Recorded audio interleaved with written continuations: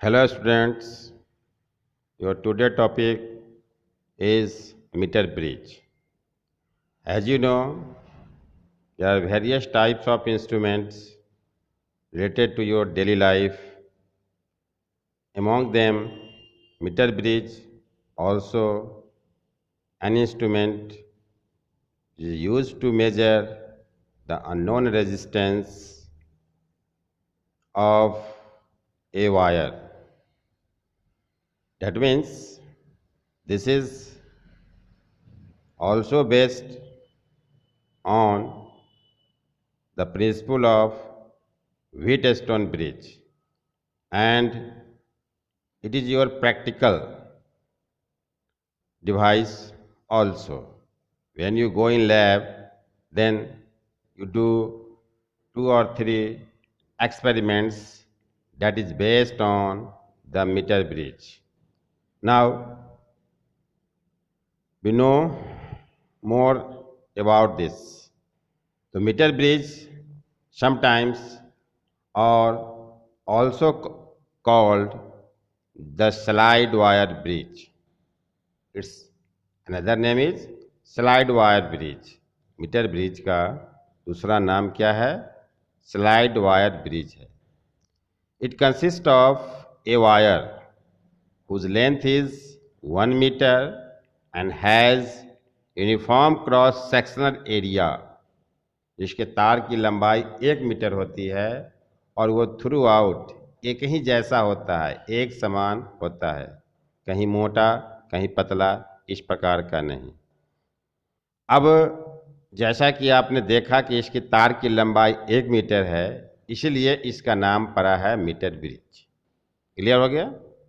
Now the wire is stretched along a meter scale.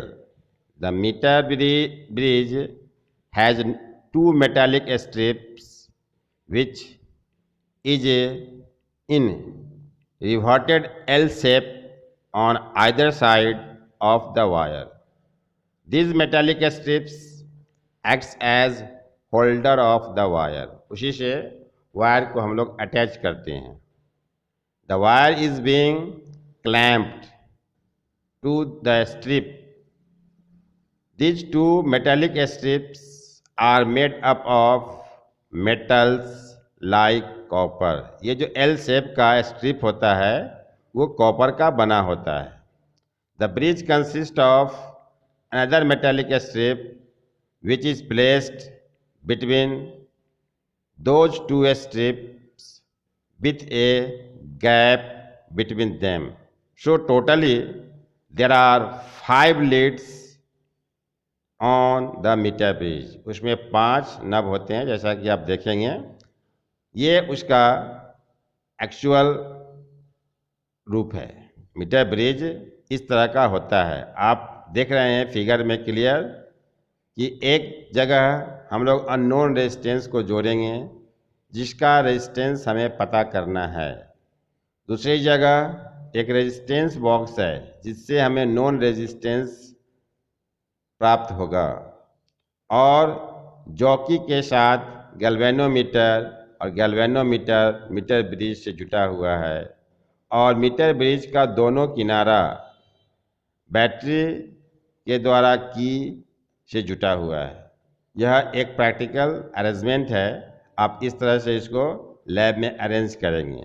इसका diagram, circuit रे diagram ये इस प्रकार का है. आप देख रहे हो कि 2 आर हो गया नॉन रेजिस्टेंस बॉक्स जिसको हमने लिखा है, और एस हो गया अननोन रेजिस्टेंस, यानी जिस वायर का या जिस ऑब्जेक्ट का आपका रेजिस्टेंस प्राप्त करना है या आपको रेजिस्टेंस उसका पता नहीं है, आप निकालना चाहते हैं, वो एस है. बी जो है वो जॉकी का इंड है. ए और बी देख रहे हैं L1 लेंथ का है, B और C L2 लेंथ का है. और A से C की लंबाई कितनी होगी? 1 मीटर. क्यों? क्योंकि इस ब्रिज का नाम है मीटर ब्रिज, इसलिए हमेशा इसकी लंबाई 1 मीटर ही होती है.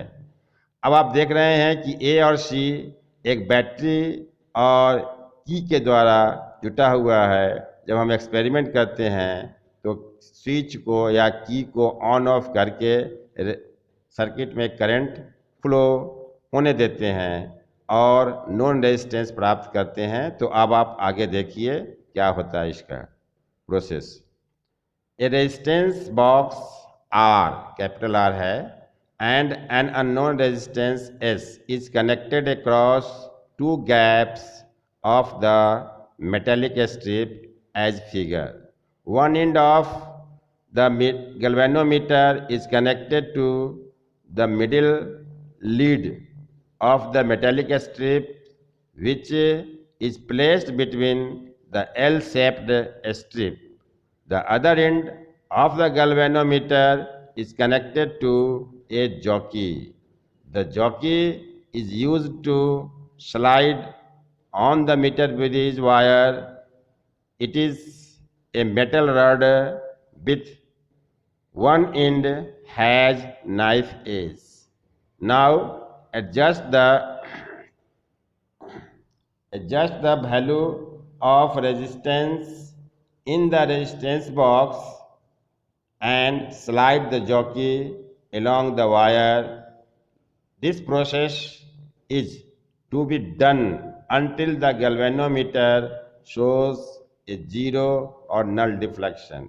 इस क्रिया को हम लोग तब तक करेंगे जब तक कि गैल्वेनोमीटर का नीडल जीरो नहीं शो करता है।